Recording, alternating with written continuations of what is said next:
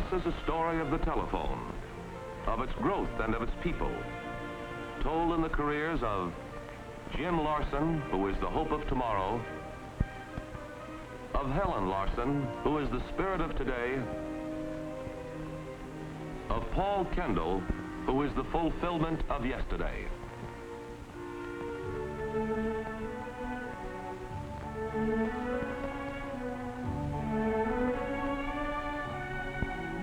"50 years, so long and yet so short a time, and often at the end, it seems the beginning was only yesterday."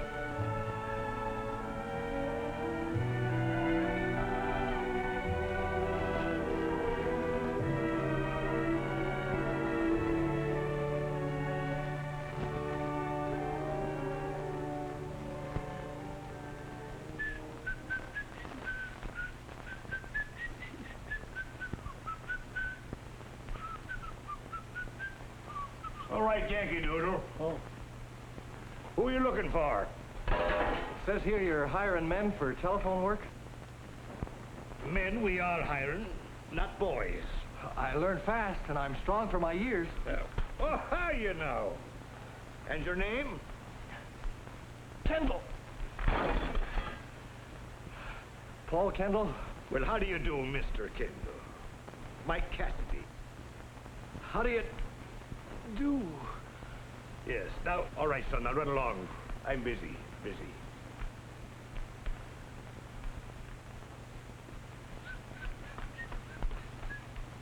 I wasn't sure I wanted the job anyway.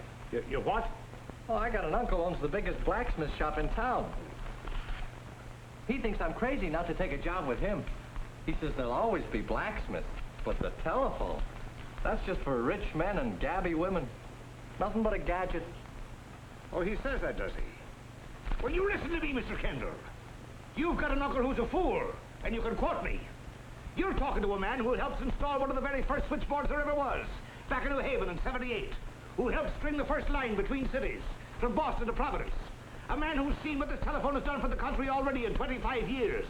A gadget, is it? Well, that's what he said. Well, you tell that weasel-witted uncle of yours that there's already 1 million telephones in this country, and I'll wager anything he wants to name that there'll be 10 times that many before I die. Anyway, before you die, you tell him that. I'll tell him. Yes. Don't mind me, son. 'Tis said I'm not an altogether mild man when I get riled. Well, you come on in here with me. I want to show you something. You've had a doubt put in your mind about the future of the telephone business. Here's a man in Charleston, South Carolina, say, who wants to buy.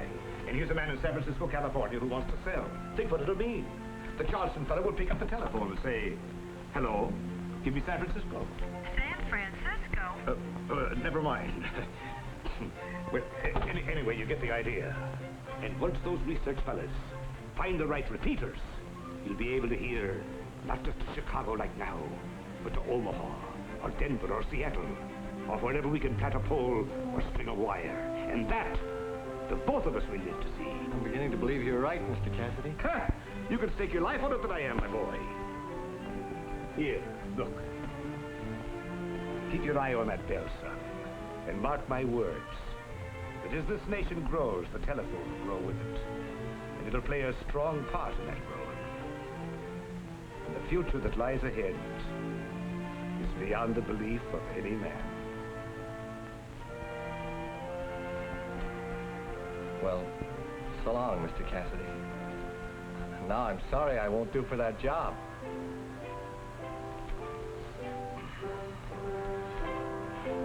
Like I said, I learned fast. Get out there with the others. Get to work. Yes, sir. And thus began Paul Kendall's career as a lineman's helper. But he soon found himself concerned with other things. Is your Royal Whistling Highness aware that it's 7 minutes past the lunch hour? I'm sorry, Mike. I was busy studying and I didn't realize. What do you got there? Here, let me see it. Principles of electric... Well, how long has this been going on? Over 6 months now. I've been going to school nights, taking a course in electricity. Oh, you have you? What's this? The report card. Well, I suppose you know what this means, Mr. Kendall. What? It means you're fired from this gang. Providing, that is, I can get you a job in the office where you belong. In the engineer's office at headquarters. Now, close that mouth of yours and get to work. We got wire to run.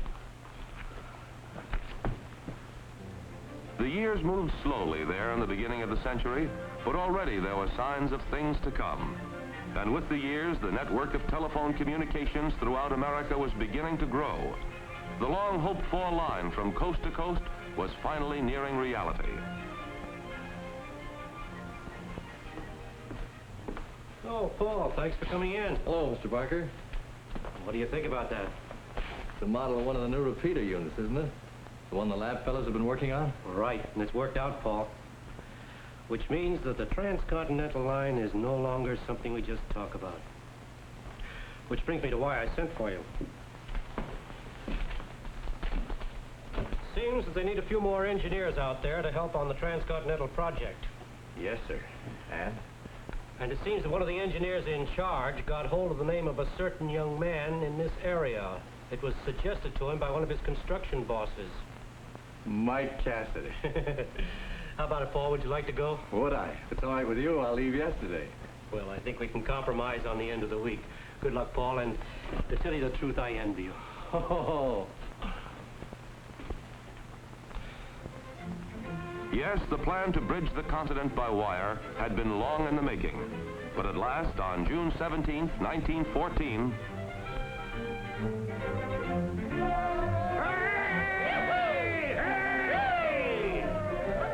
What did I tell you, boy? There it is. Two-way bridge across the mile. You were a prophet, sure enough, Mike. And it's still only the beginning, Paul. Mark my words. Nothing in this world can stop us now.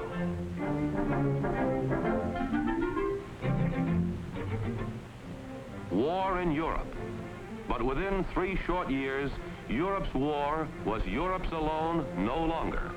And all over the nation, thousands of Paul Kendalls joined their fellow Americans in the first worldwide struggle against the forces of tyranny.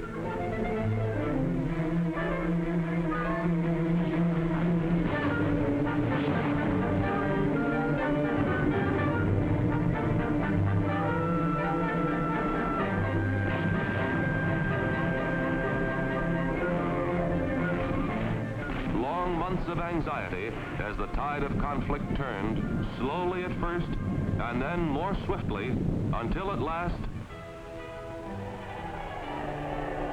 1 million and more men could come home to the job of building a nation facing new and greater challenges in every facet of its economic life.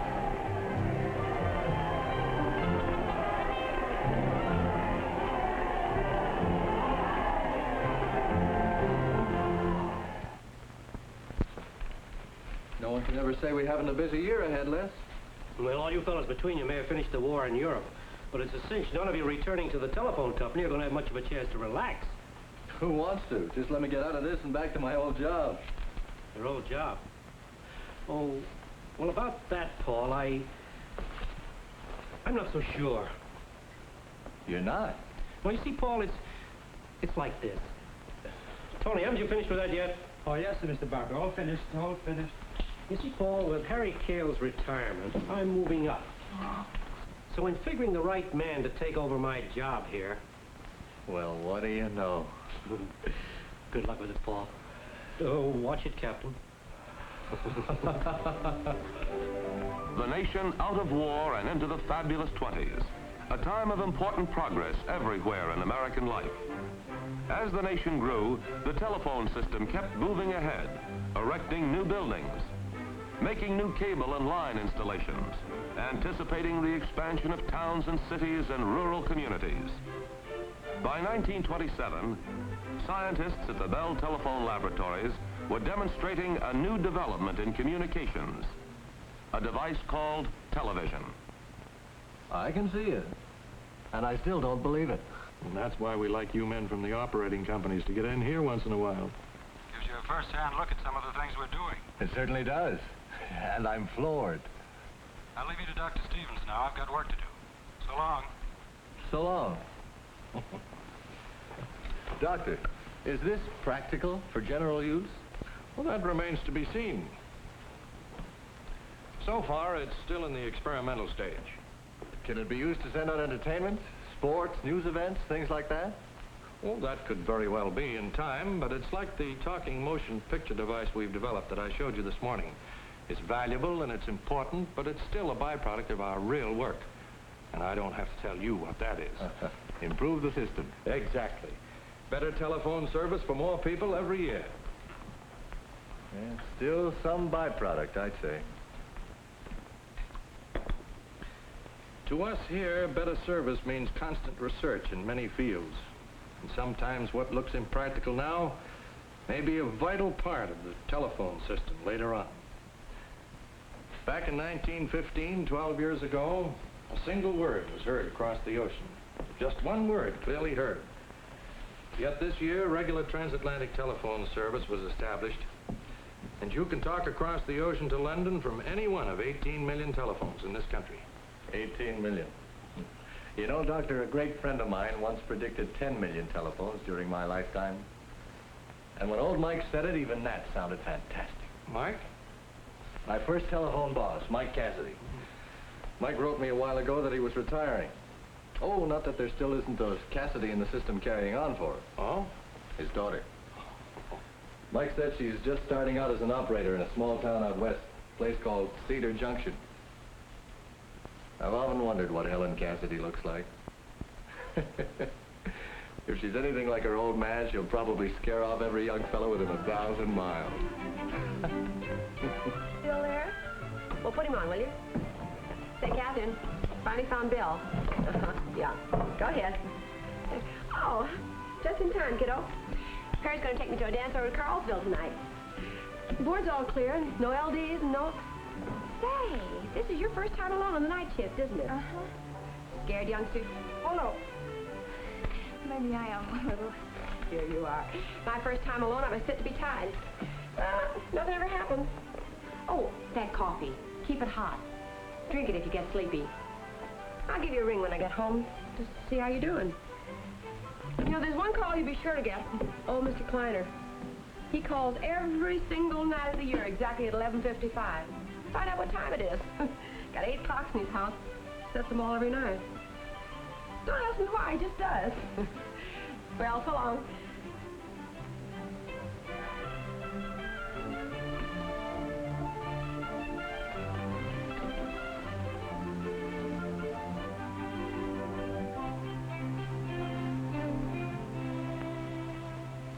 Yes, Mr. Kleiner. It's exactly 11:55. Just wanted to be sure. Hey, you're a new operator, ain't you? Yes, sir. Well, what do you know? What's your name? Helen Cassidy, sir. Helen. Well, well. Good night, Helen. 11:55, eh? Well, it's 11:56 now. So it is. Good night. Good night, sir.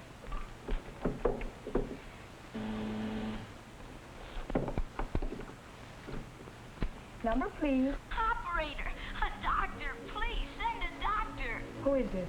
Tommy Payton. My folks are away, and Linda's arm's bleeding. It's bleeding awful bad. I can't make it stop. I'm ringing the doctor. Bleeding. Tommy, the person who's bleeding. It's Linda, my sister. She was carrying the lamp, but a broken cut her arm. How is it bleeding? Steady or in spurts? In jumps like, and I can't stop it. Tommy, listen to me. Is your sister right there? Yeah, just beside me. Well, let go of the receiver and feel up inside her arm, up above the elbow, and press with your thumb. Keep pressing different places until you find the one that stops the bleeding. And hurry, Tommy. Press hard. I will. Reedsville, this is Cedar Junction.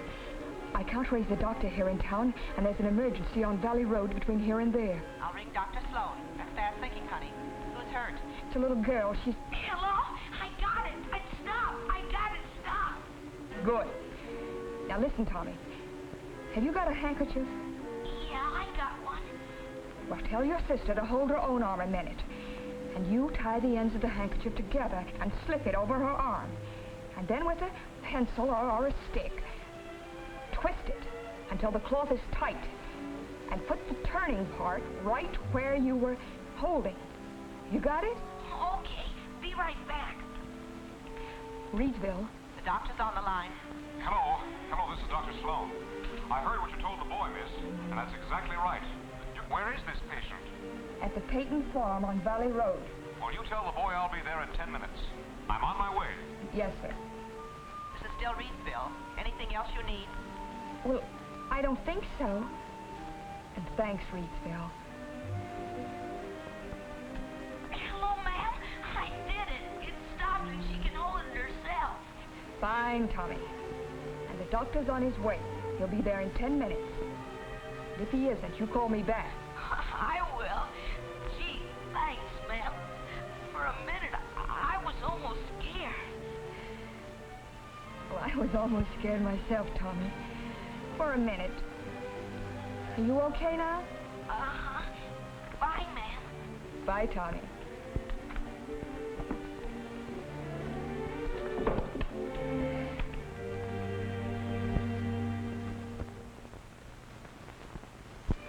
The fabulous 20s moved on. It was the golden age that was sure to last forever. And then, October 29th, 1929.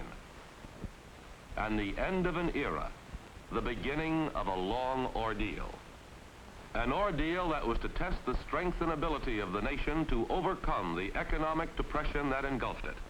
Again, it began the task of rebuilding. By the mid-30s, the nation's industry in every field was on the move again. And once more, the telephone system kept pace with America's progress and helped it grow. The years brought changes, too, to Helen Cassidy, now Helen Larson, married, widowed, and mother of a 10-year-old son. Long since moved from Cedar Junction to a larger city, Helen has learned that the spectacular calls are rare in an operator's experience, but that friendly, courteous service is the normal day-by-day routine. That was fine. Oh, hello, Helen. You girls have met Mrs. Larson, our assistant chief operator? Indeed we have. How are the girls getting along with the practice board, Grace? Oh, fine. They're really doing beautifully. The dial still seems a little strange, though, after 2 years on a manual board in the other office. You'll soon get used to it. And you're in good hands to learn. Mrs. Larson, why all the bother to change to the dial system anyway? Wouldn't it have been simpler to keep all manual exchanges? It certainly would. But the way the calls are increasing without the dial system, there soon wouldn't be enough operators in America to take care of them all. Even as it is, we need more girls than ever before. Oh, excuse me. I've got a heavy date waiting. Goodbye, girls. Bye. Heavy date. Well, that's all for today, girls. Tomorrow we'll study our chord practice. Mom left her purse. Come in. I'll get it. You shouldn't be in here.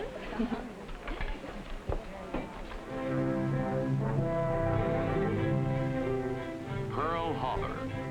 Never before had the American economy faced a greater challenge than in the days that followed.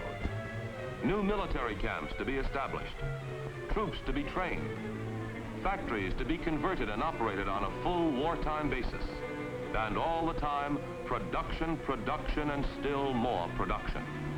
It, too, was a challenge to the nation's telephone system. Switchboards everywhere were ablaze with signal lights. Western Electric plants working day and night to meet manufacturing schedules. Bell Telephone Laboratories developing new equipment and training technicians for all the services.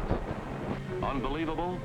But somehow the job did get done, thanks to thousands and thousands of Paul Kendalls and Helen Cassidys working day and night in research, manufacture, construction, and operation. And on the far-flung fronts of the global war, the equipment produced in Western Electric plants was doing its part to aid the millions of men and women in uniform. Radar, sonar, gun directors and rangefinders, field switchboards, and all the rest were helping to bring closer that long-awaited day.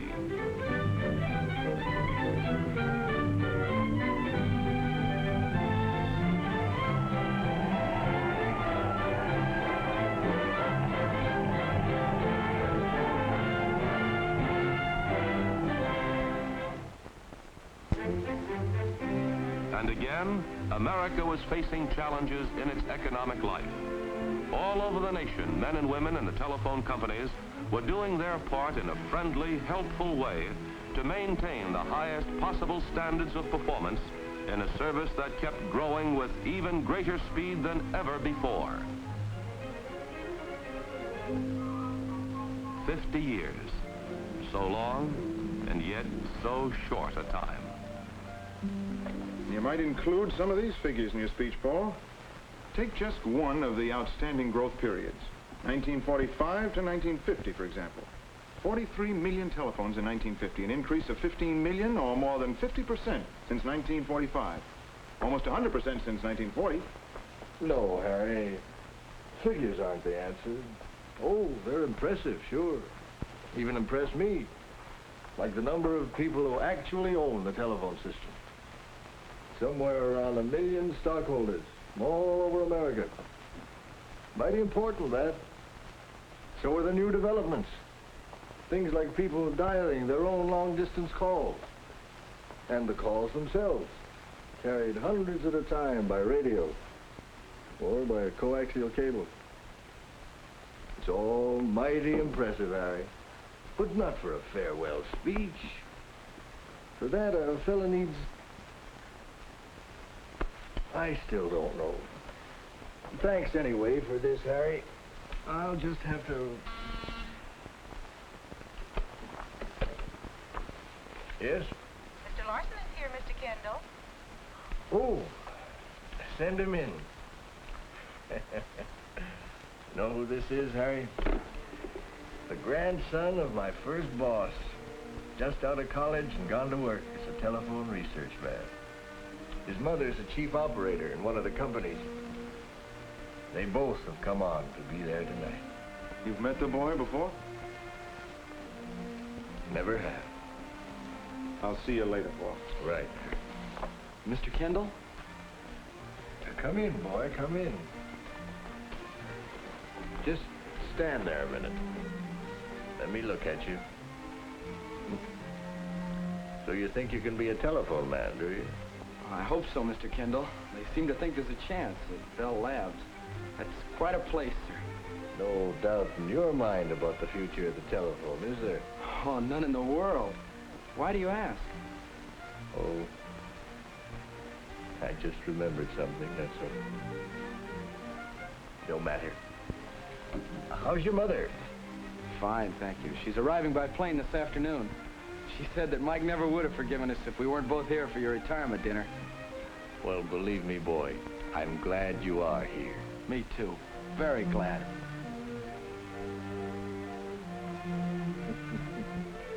Yes, sir. You're Mike's grandson, all right. And I'm sure Paul knows, beyond any words of mine, how much all of us will miss him, and how much real affection follows him as he retires from the system. Now, Paul.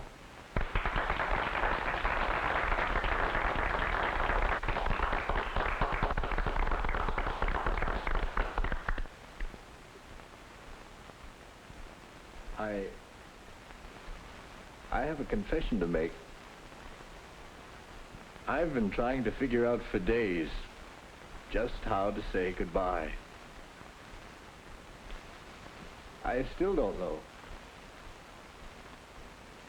What can a fella say after 50 years? I do know I'm proud all of you are here. I'm proud, too, that the daughter and grandson of Mike Cassidy, one of the best friends I ever had, are both here. Helen Larson and her son, Jim. Helen doesn't know it, but I've sort of checked up on her through the years. And she's got as fine a record as any chief operator in the system. Of course, I don't have to tell any of you about the importance of women to the telephone business. Outnumber us men 2 to 1. And old as I am, I wouldn't have it any other way. And Jim, well, He's about as new a telephone man as you could find anywhere. Just out of college a couple of weeks. So, of course, he knows more about the telephone than any of us. But he's lucky, Jim is. He's joining one of the biggest teams in the world. At a time when, however astonishing its achievements of the past may be, there's still only a promise of the things to come. Someone once told me that when I was even newer to the system than Jim is now.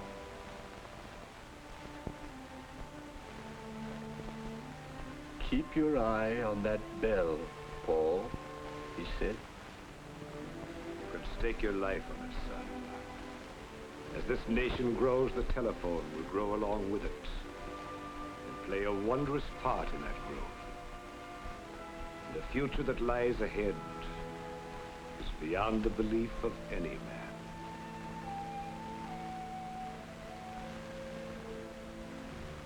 And now, as I say goodbye to all of you I've known and worked with for many years, I say hello to the Jim Larsons and the Mary Angelos and the Harriet Flynns and all the young people, whatever their jobs, who are coming on. To tell the truth, I wish I had another 50 years to stay around and see what they accomplish.